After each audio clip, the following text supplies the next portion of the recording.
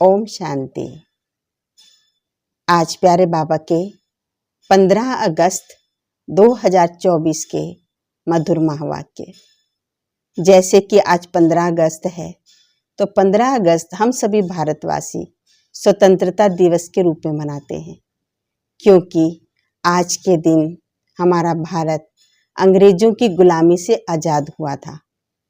अंग्रेजों की गुलामी से तो आज़ाद हो गया, लेकिन रावण की गुलामी से अभी कोई भी मनुष्य आत्माएं आजाद नहीं हुई हैं।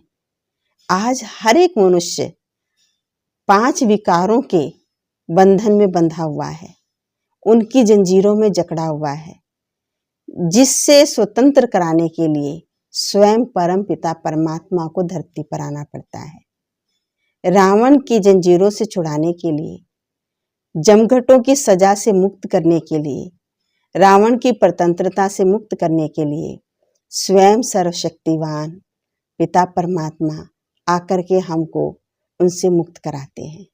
तो अभी सुनते हैं बाबा के महावाक्य, बाबा के शब्दों में। बाबा ने सुनाया, मीठे बच्चे, बाप आया है तुम्हें सच्ची स्वतंत्रता देने, जमघटों की सजा से मुक्त करने।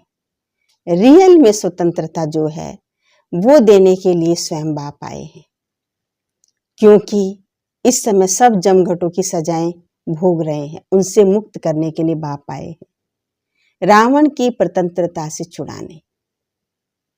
स्वयं बाबा आकर के हम सबको इनकी परतंत्रता से मुक्त करते हैं, रावण के जंजीरों से हमको मुक्त करते, सच्ची रियल स्वतंत्रता हमको देते हैं। अब है आज का प्रश्न, बाप और तुम बच्चों की समझाने में मुख्य अंतर कौन सा है? बाप जो समझाते हैं वो तरीका और हम बच्चे जो समझाते हैं उस तरीके में कुछ तो अंतर होगा ना। तो क्या अंतर मुख्य है? उत्तर बाबा ने सुनाया, बाप जब समझाते हैं तो बाबा हम बच्चों को मीठे बच्चे कहकर समझाते हैं, जिससे बाप की बात का तीर लग जाता है। तुम बच्चे आपस में जब समझाएंगे तो हम मीठे बच्चे नहीं कहेंगे, क्योंकि हम तो आत्मा को सामने, भाई को सामने देखेंगे ना। आत्मा रूप में हम सब भाई भाई हैं। तो बाबा ने कहा तुम बच्चे आपस में भाइयों को समझाते हो तो मीठे बच्चे नहीं कह सकते। बाप बड़ा है इसलिए उनकी बात का असर होता है, कि बड़े की बात का तो असर होता है ना। तो बाप बड़ा है तो उनकी बात का असर होता है, वो बच्चों को रियलाइज कराते हैं। बाबा हम बच्चों को रियलाइज कराते हैं, बच्चों तुम्हें लज्जा नहीं आती, तुम पतित बन गए, अब पावन बनो। बाबा ने हमको कितना प्योर, पावन, पवित्र बनाया, इन सब जमघटों की सजा से मुक्त किया, निर्मल बनाया, स्वच्छ बनाया। तो बाबा कहते तुम्हें लज्जा नहीं आती, तुम पतित बन गए हो, अब मैं आया हूं, अब फिर से पावन बनो। ओम शांति। बेहद का रूहानी बाप बेहद के रूहानी बच्चों को बैठ समझाते हैं। अब ये बेहद का बाप और बेहद के बच्चे ही जानते हैं, इन बातों को और कोई नहीं जानता। बेहद का बाप जानता है और बेहद के बच्चे जानते हैं। ना बेहद के बच्चे अपने को मानते हैं वो दुनिया वाले, और ना वो बेहद के बाप को जानते हैं।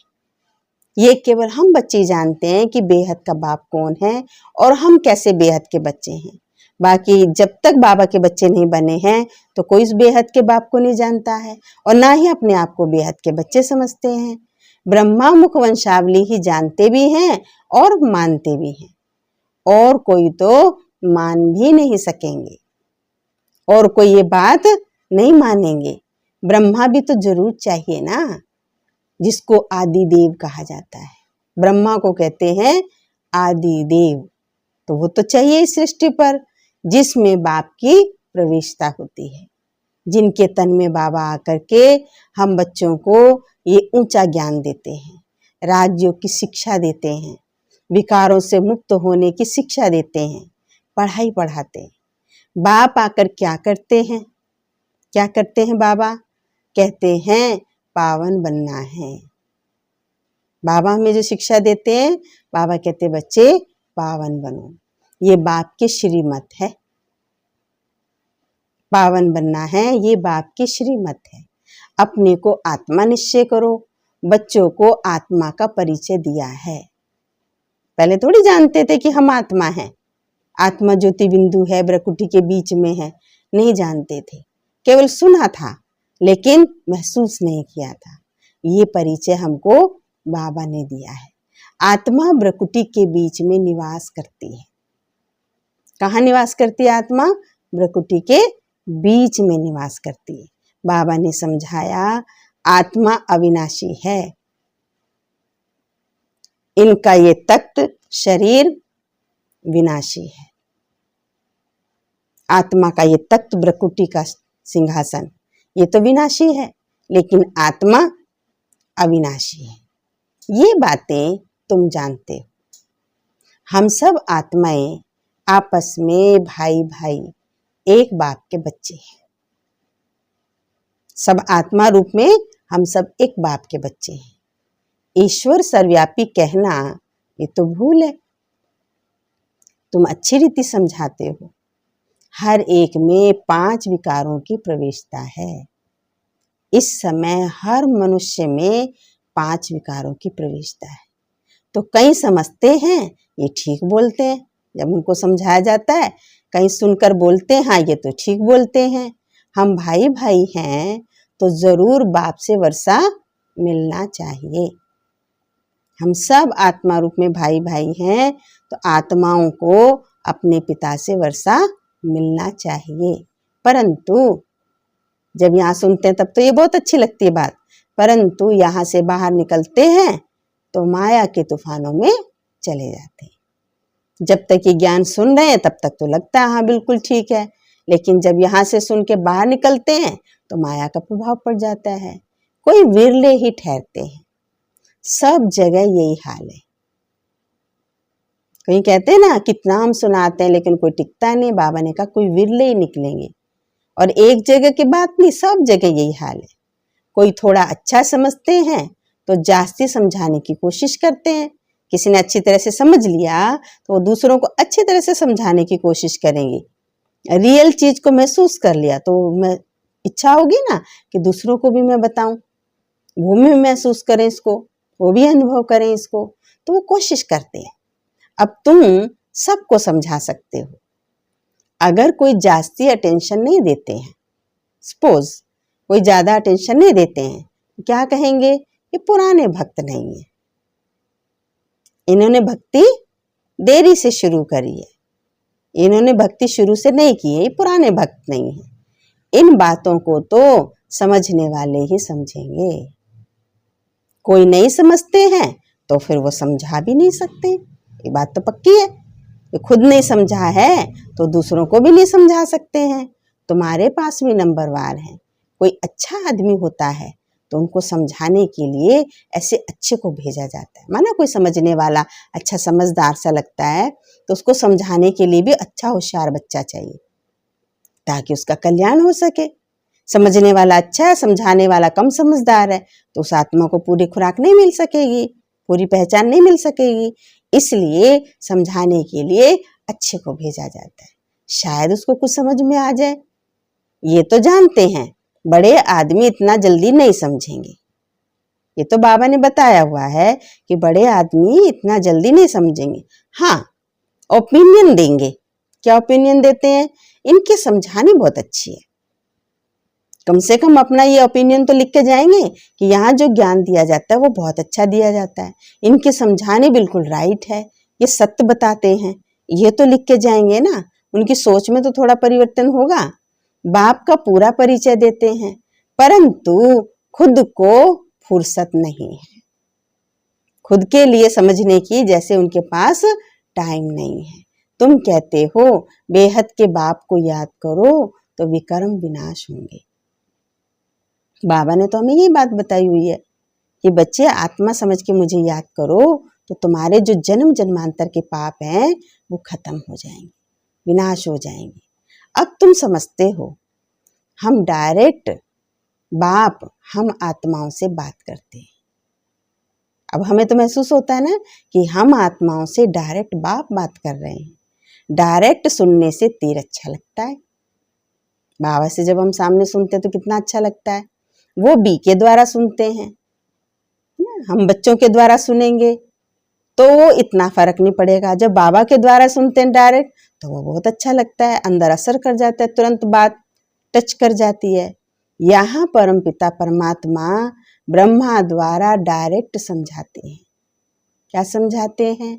हे बच्चों, तुम बाप का कहना नहीं मानते हो।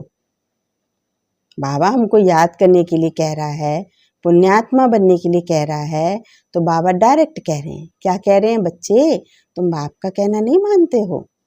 तुम सब तो कोई को ऐसे नहीं कहेंगे। हम थोड़ी कहेंगे कि आप हमारा कहना नहीं मान रहे, हम तो कहेंगे कि आप शिव बाबा की बात नहीं मानते। आपने शिव बाबा को प्रॉमिस किया, आपने शिव बाबा से वायदा किया, तो आप बाबा की बात नहीं माने, हम तो ऐसे बात करेंगे।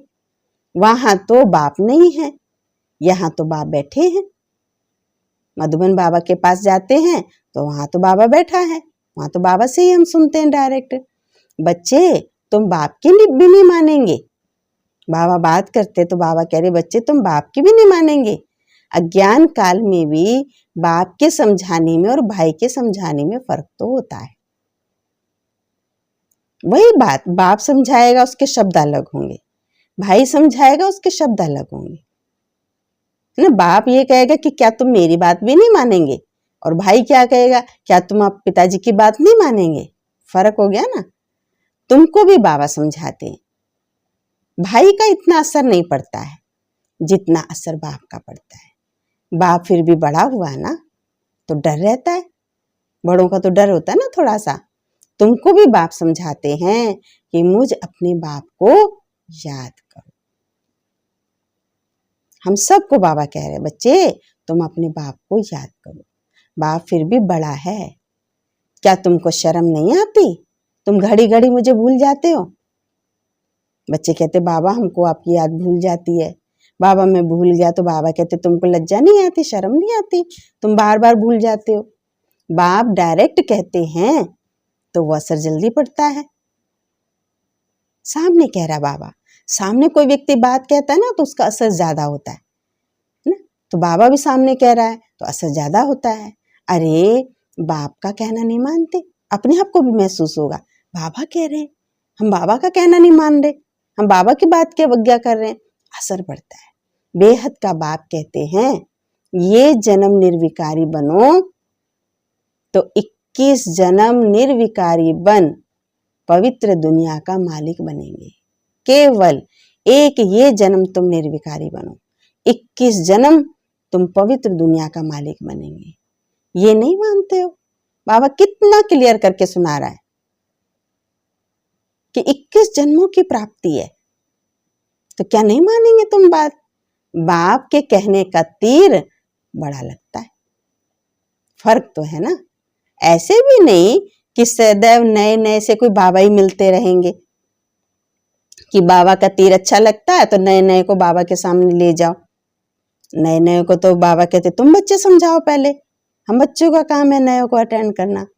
तो कई बार सोचते ना बाबा का तीर अच्छा लगेगा तो नए नए को भी बाबा के सामने ले जाते हैं, उल्टे सुल्टे प्रश्न करते हैं। फिर वो नए ने तो कुछ बाबा को समझा नहीं है अच्छे से, वो वैल्यू नहीं करते हैं, वो फिर छोटे मोटे कैसे भी उल्टे प्रश्न करेंगे बाबा से।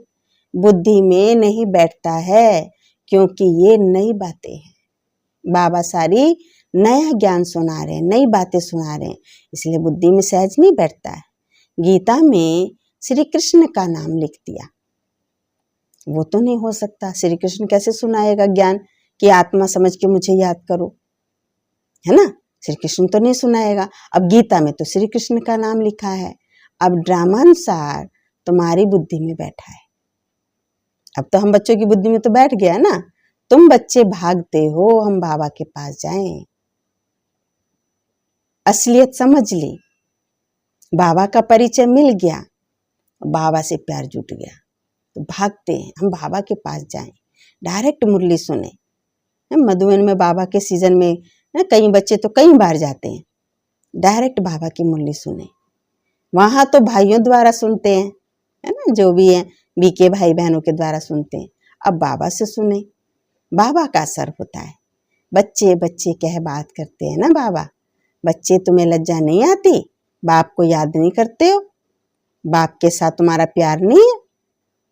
जो याद नहीं करते, याद नहीं करते माना प्यार नहीं है। तो बाबा कहते लज्जा नहीं आती? बाप से प्यार नहीं है, बाबा को याद नहीं करते। कितना याद करते हो? देखो अपने आप को। बाबा 1 घंटा, उत्तर दिया किसी ने, बाबा 1 घंटा। अरे निरंतर याद करेंगे तो पाप कटेंगे। 1 घंटा याद करने से जन्म जन्मांतर के पाप कैसे कटेंगे? निरंतर याद करेंगे तब आत्मा के पाप कटते जाएंगे। जन्म जन्मांतर के पापों का बोझा सिर पर बहुत है। एक जन्म का नहीं है, जन्म जन्मांतर के पापों का बोझा है। बाप सन्मुख समझाते हैं। क्या समझाते हैं? तुमने बाप की कितनी ग्लानि की है ना ग्लानि? कितनी ग्लानि की है? तुम्हारे ऊपर तो केस चलना चाहिए। जिस हिसाब से हम देखो जन्म जन्मांतर बाबा की कितनी निंदा करते आए, कितनी ग्लानि बाबा की निंदा की ना बाबा की, तो बाबा कहते फिर उस हिसाब से तो केस होना चाहिए तुम्हारे ऊपर। कितनी निंदा तुमने की है बाबा की। अखबार के लिए, अखबार में कोई के लिए ग्लानि लिखते हैं तो उस पर केस कर देते हैं। कोई किसी के लिए अखबार में कुछ खराब बात बोल दे तो केस हो जाता है उस पर। अब बाप स्मृति दिलाते हैं, तुम क्या क्या करते थे, याद दिला। हमें तो याद भी नहीं, हम कैसे कैसे ग्लानि करते थे। बाबा याद दिला रहे। बाबा समझाते ड्रामा अनुसार रावण के संग में ये हुआ है। जो भी कुछ हुआ है ये रावण के संग में हुआ है। अब भक्ति मार्ग कब पूरा हुआ? सब पूरा हुआ, पास्ट हो गया। बीच में कोई रोकने वाला तो होता नहीं है। दिन प्रतिदिन नीचे उतरते जाते हैं। उतरते उतरते तमो प्रधान बुद्धू बन गए। तो तमो प्रधान बुद्धू बनने के कारण हम सब इतनी ग्लानि करते हैं। जिसकी पूजा करते हैं उनको ही ठिक्कर भित्तर में कह देते हैं। एक तरफ तो पुकारते हैं, आवाहन करते हैं, दर्शन के लिए ललायित रहते हैं, दूसरी तरफ कह देते हैं ठिक्कर भित्तर में है। इसको कहते हैं तमो प्रधान बुद्धि, बिल्कुल बुद्धू, बेसमझ। इसको कहा जाता है बेहद की बेसमझी। बेहद की बेसमझी, बच्चों, बेहद के बच्चों की बेहद की बेसमझी। एक तरफ शिव बाबा की पूजा करते हैं, दूसरी तरफ उस बाप को ही सर्वव्यापी कह देते हैं। एक तरफ उसकी पूजा कर रहे हैं, दूसरी तरफ उसको सर्वव्यापी कह देते हैं।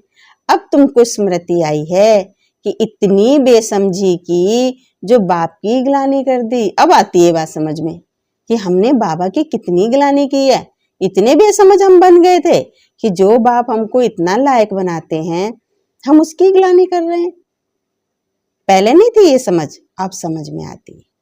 अब तुम बच्चों ने समझा है तो आप पुरुषार्थ कर रहे हो, उसे सुधार रहे हैं, अपनी उस बात को भी सुधार रहे हैं और आगे का भी भविष्य अच्छा कर रहे हैं।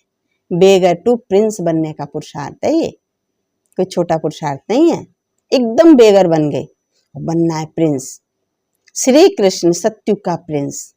उनके लिए फिर कहते हैं 16,108 रानियां थी। श्री कृष्ण के ऊपर भी कलंक लगाए कि उनको 16,108 रानियां थी। बच्चे थे, अभी तुमको लज्जा आएगी। बताओ, श्री कृष्ण तो बहुत छोटा बच्चा है, उसके लिए भी हमने कह दिया 16,108 रानियां थी।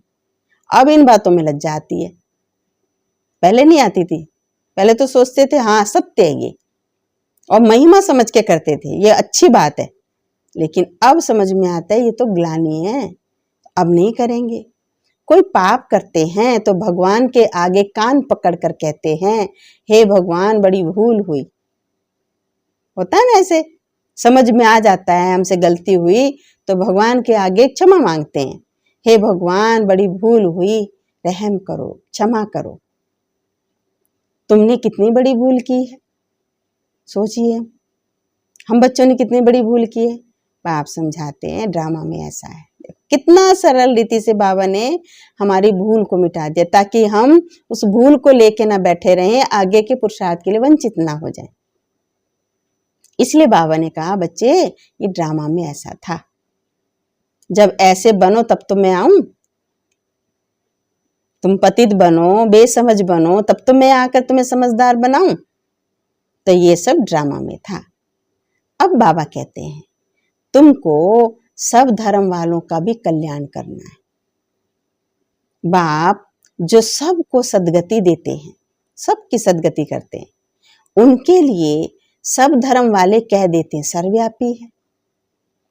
तो हमको उन्हें समझाना पड़ेगा, उनकी ये बात बुद्धि से निकालनी पड़ेगी, उनका भी कल्याण करना है, क्योंकि बाप आया सबका कल्याण करने, सबको सद्गति देने। तो उनकी बुद्धि में जो बात बैठी है वो निकालनी पड़ेगी। अब वो सीखे कहाँ से है, ये कहाँ से सीखे? भगवानुवाच मैं सर्वव्यापी नहीं हूं, तुम्हारे कारण औरों का भी ऐसा हाल हो गया। क्योंकि सर्वव्यापी की बात तो हम सब ने निकाली ना। पहले देवी देवताएं जब पतन में गए, वाम मार्ग में गए, तुच्छ बुद्धि बने, तुष्यत बुद्धि बने, तब उन्होंने भगवान की ग्लानि करनी शुरू करी, तब उन्होंने भगवान को सर्वव्यापी कहा। तो हमारे देखा देखी और धर्म वालों ने भी कहना शुरू करा। तो उनको ये बात किसने सिखाई? हम सब ने सिखाई है ना। भगवान ने तो कभी नहीं कहा मैं सर्वव्यापी हूं। तो हमारे कारण उन धर्म वालों का ये हाल हुआ है, तो रिस्पॉन्सिबल तो हम है, तो हमें उनको सुधारना है। देखो पुकारते हैं, हे पतित पावन आओ, आकर हमको पावन बनाओ, परंतु समझते नहीं है। पुकारते तो हैं लेकिन समझते नहीं है। पहले जब पहले आए थे तो पतित थे क्या? जब हम सृष्टि पर आए थे शुरू में तो पतित थे क्या? नहीं ना। देहे अभिमान में आने के कारण पतित बने। जैसे जैसे देह अभिमान बढ़ता गया पतित बनते गए। कोई भी धर्म वाला आए उनसे पूछना है, परम पिता परमात्मा का तुमको परिचय है? वो कौन है, कहाँ निवास करते हैं? पूछना चाहिए। कोई भी धर्म वाला हो उनसे ये दो बातें पूछे कि परम पिता परमात्मा का क्या तुमको परिचय है? वो कौन है, वो कहाँ रहता है, क्या पता है? वो क्या कहेंगे? इसका उत्तर कहेंगे ऊपर है, या फिर कहेंगे सर्वव्यापी है। बाबा कहते तुम्हारे खाते सारी दुनिया चट खाते चलेगी, हमारी वजह से आज सारी दुनिया का ये हाल है।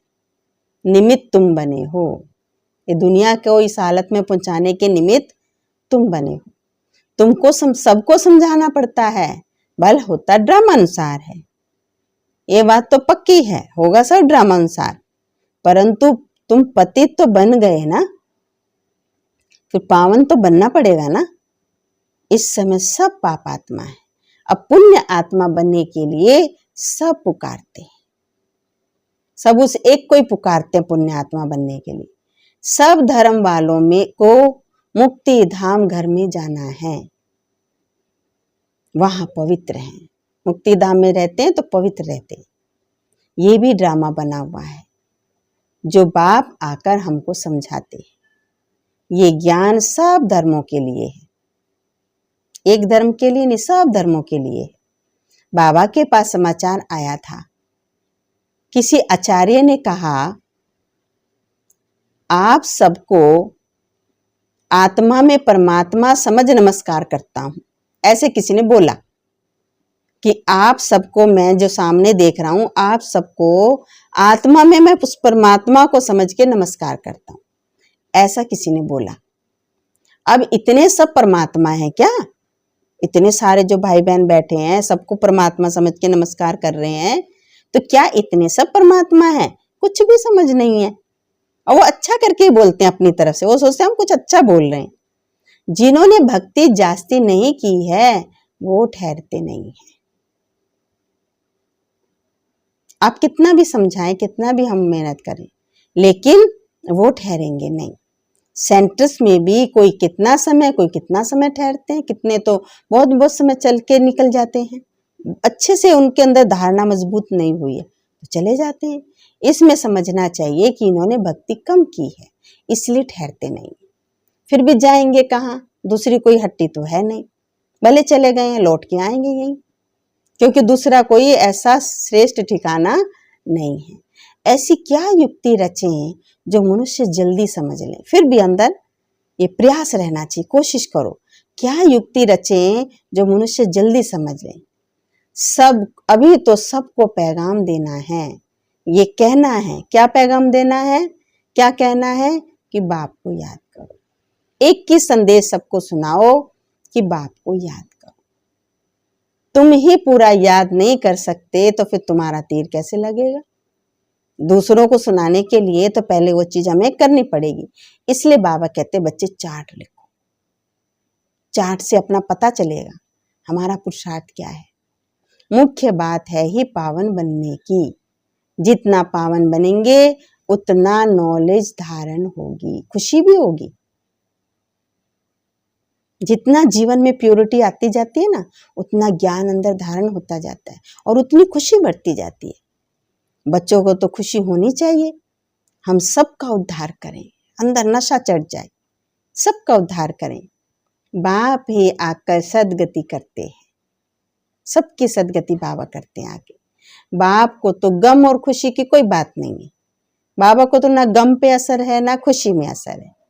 ये ड्रामा एक्यूरेट बना हुआ है। तुमको तो कोई गम नहीं होना चाहिए।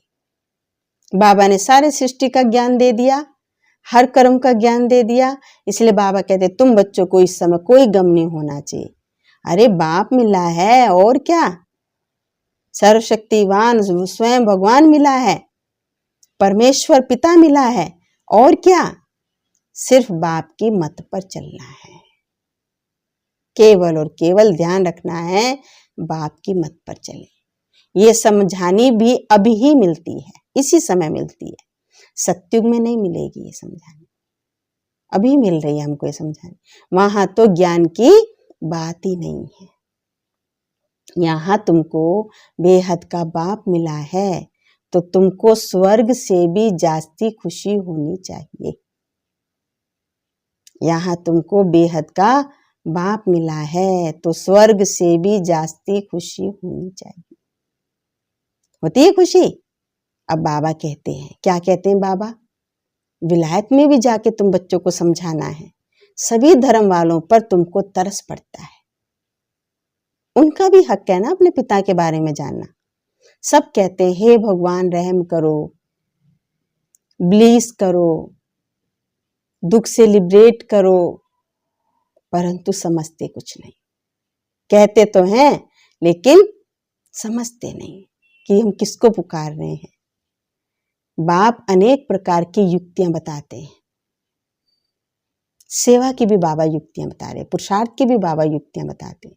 सबको बताना है कि तुम रावण की जेल में पड़े हो। कहते हैं स्वतंत्रता मिले, परंतु वास्तव में स्वतंत्रता कहा किसको जाता है ये कोई नहीं जानता। वास्तव में स्वतंत्रता क्या है, किसको कहते हैं, चाहते सब है स्वतंत्रता मिले, पर जानता कोई नहीं। रावण की जेल में सब फंसे हुए हैं। अब सच्ची स्वतंत्रता देने के लिए बाप आए हैं। भगवान को आना पड़ा, देखो भाग्य विधाता, इसलिए उसको लिबरेटर कहते हैं। सबको छुड़ाता है रावण की जंजीरों से। फिर भी रावण की जेल में परतंत्र होकर पाप करते रहते हैं। सच्ची स्वतंत्रता कौन सी है ये मनुष्य को बताना है। सच्ची स्वतंत्रता क्या है तुम अखबार में भी डाल सकते हो। यहाँ रावण के राज्य में स्वतंत्रता थोड़ी है, यहाँ तो कोई स्वतंत्रता नहीं है। बहुत शॉर्ट में लिखो, ज्यादा बड़ा नहीं लिखो, ज्यादा बड़ा कोई नहीं पढ़ेगा सुनेगा। बहुत शॉर्ट में बाबा कहते लिखो, डालो कि सच्ची स्वतंत्रता का क्या है। यहाँ रावण राज्य में स्वतंत्रता है ही नहीं। आज हर व्यक्ति कैदी है, हर व्यक्ति बंधन में बंधा हुआ है। कहाँ है स्वतंत्र। शॉर्ट में बाबा कहते लिखो। जास्ती टिक टिक करने से भी कोई नहीं समझेगा। बहुत ज्यादा बहस कर रहे हैं, बहुत ज्यादा बातों में आ रहे हैं, उससे भी कोई नहीं समझेगा। बोलो तुमको स्वतंत्रता है कहाँ। तुम तो रावण की जेल में पड़े हो, स्वतंत्र कहाँ हो। तुम्हारा विलायत में आवाज होगा। देखना बाबा ने कहा कब बाबा ने, देखो ये हम बच्चों को इशारा दिया था कि तुम्हारा विलायत में आवाज होगा, फिर यहाँ झट समझ जाएंगे कि वहां से आवाज आएगा ना सत्यता का, तब फिर यहाँ के लोग जागेंगे। एक दो पर घेराव करते रहते हैं, तो ये स्वतंत्रता हुई क्या? एक दूसरे के ऊपर वो करते हैं, तो इसको स्वतंत्रता कहेंगे? इसको तो स्वतंत्रता नहीं कहेंगे। स्वतंत्रता तो तुमको बाप दे रहे हैं, रावण की जेल से स्वतंत्र कर रहे हैं। ये है सच्ची स्वतंत्रता। तुम जानते हो वहां हम बड़े स्वतंत्र, बड़े धनवान होते हैं। जब स्वतंत्र होंगे ना हम, तो वहां खूब धनवान भी होंगे और बिल्कुल फ्री जीवन जिएंगे, जिसको स्वर्ग कहते हैं। बाबा हमको स्वतंत्र बना करके रावण से और हमको स्वर्ग में ले जाते हैं, वहां भेजते हैं सुख की दुनिया में। किसी की नजर भी नहीं पड़ती वहां। पीछे जब कमजोर बने तो सबकी नजर पड़ी तुम्हारे धन पर। मोहम्मद गजनवी ने आकर मंदिर को लूटा तो तुम्हारी स्वतंत्रता पूरी हो गई। दूसरे ने आकर के लूट लिया तो स्वतंत्र कहाँ रहे? स्वतंत्रता तो खत्म हो गई ना जब दूसरे कब्जा कर रहे हैं। रावण के राज्य में परतंत्र बन गए। अभी तुम पुरुषोत्तम संगम युग पर हो। अभी हम हैं पुरुषोत्तम संगम युग पर, सच्ची स्वतंत्रता को पा रहे हैं। अभी हम मेहनत कर रहे हैं, उसके लिए पुरुषार्थ कर रहे हैं सच्ची स्वतंत्रता के लिए। वो तो स्वतंत्रता को समझते ही नहीं है, तो ये बात भी युक्ति से समझानी है। जिन्होंने कल पहले स्वतंत्रता पाई है वो मानेंगे आपकी बात। तुम समझाते हो तो कितनी आर्ग्यू करते हैं लोग, बहस करते हैं। जैसे बुद्धू को समझते नहीं है तो बुद्धू लोग क्या करेंगे? बहस ही करेंगे, टाइम वेस्ट करते हैं। तो दिल नहीं होती बात करें, क्योंकि वो रियल बात को समझ नहीं रहे हैं। वो अपनी बात को सामने रख रहे हैं, अपनी बात को सिद्ध कर रहे हैं। तो फिर ऐसे से क्या बात करें? बाप आकर स्वतंत्रता देते हैं। रावण की परतंत्रता में तो दुख ही दुख है, अपरंपार दुख है। बाप के राज्य में हम कितना स्वतंत्र रहते हैं। बाबा जो हमको राज्य देते हैं उसमें हम कितने स्वतंत्र रहते हैं। स्वतंत्रता उसको कहा जाता है, किसको कहते हैं स्वतंत्रता? जब हम पवित्र देवता बनते हैं तो रावण राज्य से छूट जाते हैं। सच्ची स्वतंत्रता केवल और केवल बाप ही आकर देते। अभी तो पराये राज्य में है, सब दुखी हैं। पराये राज्य में सुख थोड़ी मिलता है, पराये राज्य में तो दुख ही दुख होता है। स्वतंत्रता मिलने का ये पुरुषोत्तम संगम युग है। इसी समय हमें स्वतंत्रता मिलती है। ये संगम युग है स्वतंत्रता मिलने का। वो तो कहते फॉरेन गवर्नमेंट गई, हम स्वतंत्र हो गए। विलायत से आए थे अंग्रेज लोग, वो चले गए, हम स्वतंत्र हो गए। अब तुम जानते हो जब तक पावन नहीं बने हैं तब तक स्वतंत्र नहीं कहेंगे।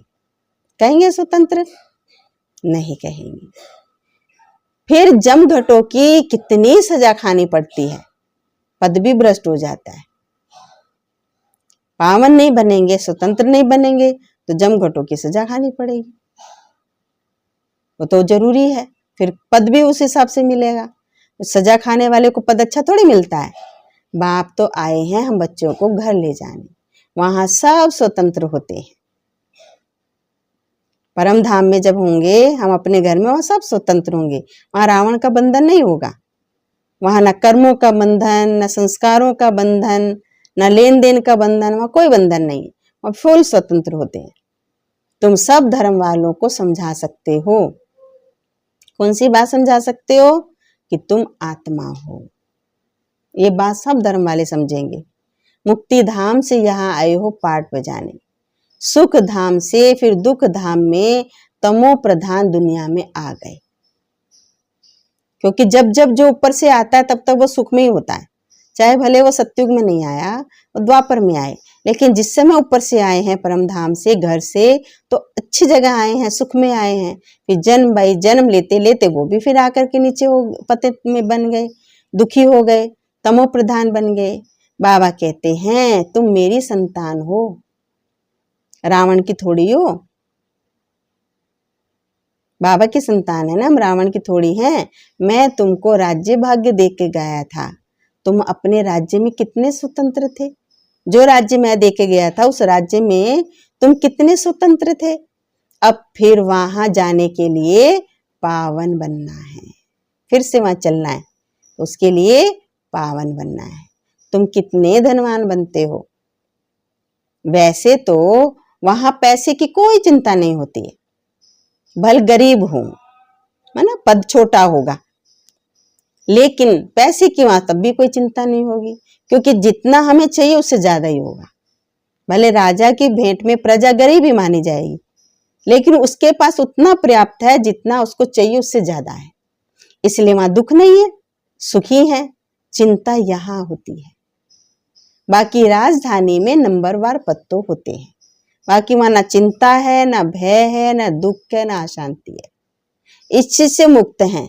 भले पद छोटा है या पद बड़ा है, लेकिन जितना जिसके लिए जरूरी है उससे ज्यादा उनके पास पर्याप्त है। इसलिए वहां किसी चीज की कोई चिंता नहीं होती। सूर्यवंशी राजाओं जैसे सब नहीं बनेंगे। सूर्यवंशी राजा तो एवन है, जितनी मेहनत उतना पद। मेहनत करेंगे पद अच्छा पाएंगे। तुम सब धर्म वालों की सर्विस करने वाले हो। विलायत वालों को भी समझाना है। क्या समझाना है? कि तुम सब भाई भाई हो। ये संदेश सबको देना है, हर धर्म वालों को देना है कि तुम सब भाई भाई हो। सब शांति धाम में रहते हैं। अब रावण राज्य में है। जब घर में थे तो शांति धाम में सब रहते थे एक साथ। अब हम शांति धाम में नहीं, अब हम रावण की दुनिया में। तो यहाँ दुख है। तो अब घर जाने का रास्ता कौन बताए? बाप आकर बताते हैं। अपने को आत्मा समझ, बाबा कहते मुझे याद करो। कहते भी है ना, भगवान सबको लिबरेट करते हैं। ये तो सब मानते हैं कि भगवान ही आकर सबको दुखों से छुड़ाता है, वही लिबरेट करते हैं। परंतु ये नहीं समझते वो कैसे लिबरेट करते हैं, ये कोई नहीं जानता। बच्चे कहाँ मूंज पड़ते हैं तो कहेंगे बाबा हमको लिबरेट कर अपने घर ले चलो। जैसे तुम लोग फागी में जंगल में मूंज गए थे, तो फागी होती है ना, जैसे पहाड़ों पर जाओगे ना तो बारिश के दिनों में फागी होती है, दिखाई नहीं देता। और जैसे समतल एरिया में जब सर्दी होती है तो कोहरा हो जाता है तो दिखाई नहीं देता। पहाड़ों में बारिश के दिनों में फागी हो जाती है तो कुछ दिखाई नहीं देता, तो भटक जाते हैं, रास्ता दिखाई नहीं देता।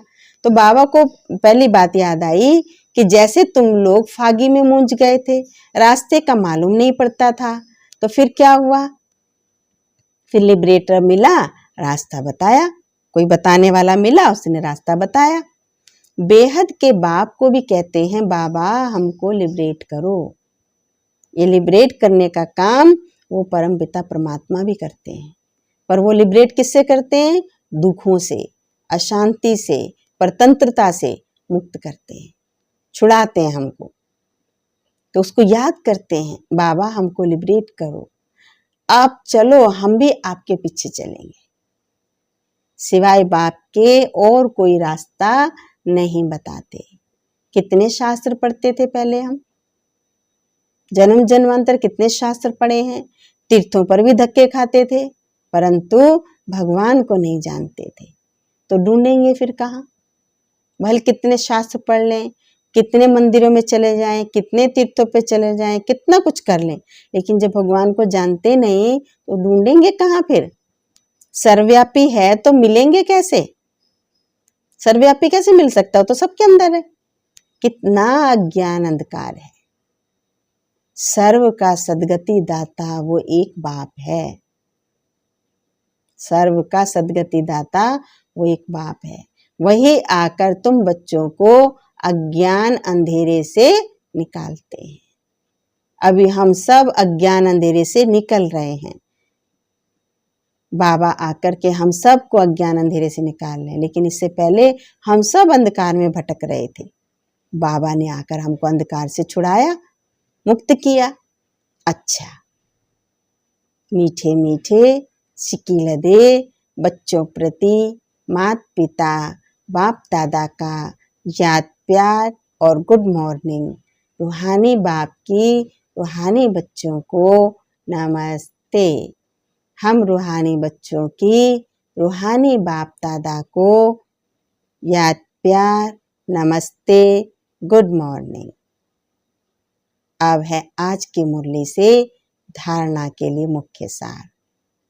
बड़ा सुंदर सा बाबा ने धारणा सुनाई है। पहली पॉइंट, एक बाप मिला है, इसलिए किसी बात का कोई गम नहीं करना। दुखों से छुड़ाने वाला मिला है, स्वयं लिबरेटर मिला है, तो इसलिए अब किसी बात का कोई चिंता नहीं, कोई गम नहीं। बस उनकी मत पर चलकर बेहद का समझदार बनकर खुशी खुशी सबका उद्धार करने के निमित्त बनना है। अपना भी उद्धार करना है, उनका बनकर, समझदार बनकर खुशी खुशी से औरों का भी उद्धार करने के निमित्त बनना है। दूसरा पॉइंट, कितनी खुशी होनी चाहिए, हमें कौन मिला है, तो चिंता किस बात की। अब है दूसरी पॉइंट, जम घटों की सजा से बचने के लिए। जम घटों की सजा जो झेल रहे हैं ना हम सभी, अभी सब मनुष्य आत्माएं इस समय जम घट की सजा झेल रही हैं, उससे बचना है और सच्ची स्वतंत्रता पाने के लिए पावन जरूर बनना है। उसके लिए तो पवित्र बनना पड़ेगा। नॉलेज सोर्स ऑफ इनकम है। सजाओं से बचने के लिए, स्वतंत्रता पाने के लिए सच्ची पावन बनना है। और जो ज्ञान बाबा दे रहा है, क्योंकि नॉलेज को कहते हैं सोर्स ऑफ इनकम, इसे धारण कर कर धनवान बनना है। जितना धारण करेंगे उतने धनवान बनेंगे। तो सदा नशा रहे, हमें कौन मिला है, खुशी रहे तो कोई चिंता नहीं रहेगी। स्वयं परमात्मा मिला है, बस उसकी मत पर चलना है, अपनी समझ को अच्छा बनाना है, समझदार बनना, सबका कल्याण करना, और जम घटों की सजा से छूटना है तो पावन बनना है।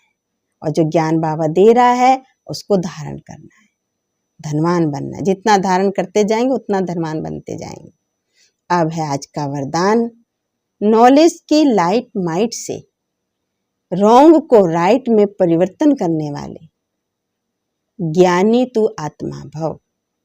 नॉलेज के लाइट माइट से रोंग को राइट में परिवर्तन करने वाले ज्ञानी तू आत्मा भव। इसको विस्तार दिया बाबा ने, इसका विस्तार सुनाया। कहा जाता है नॉलेज इज लाइट और माइट। नॉलेज को कहा जाता है नॉलेज इज लाइट माइट। जहां लाइट है अर्थात रोशनी है कि ये रोंग है, ये राइट है, ये अंधकार है, ये प्रकाश है, ये व्यर्थ है, ये समर्थ है।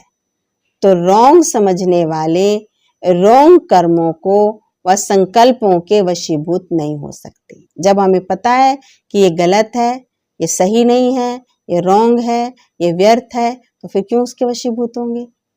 जब पता नहीं है तभी तो वशीभूत होंगे ना, उसको राइट समझ रहे हैं। जब पता है कि ये गलत है तो उसके वशीभूत नहीं होंगे। ज्ञानी तू आत्मा अर्थात समझदार, ज्ञान स्वरूप कभी ये नहीं कह सकती कि ऐसा होना तो नहीं चाहिए, लेकिन फिर ज्ञान की समझ कहाँ गई, ज्ञान की रोशनी कहाँ गई।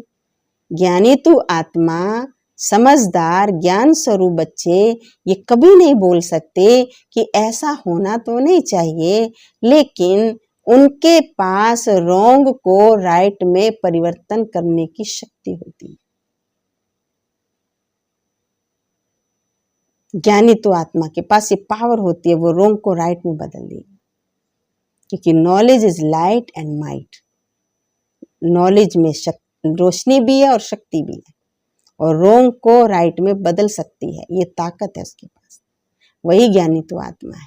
अब है आज का स्लोगन, जो सदा शुभ चिंतक और शुभ चिंतन में रहते हैं वो व्यर्थ चिंतन से छूट जाती है। जो सदा शुभ चिंतक और शुभ चिंतन में रहते हैं वो व्यर्थ चिंतन से छूट जाते हैं। ये थे आज के बाबा के मीठे महावाक्य। अच्छा। ओम शांति।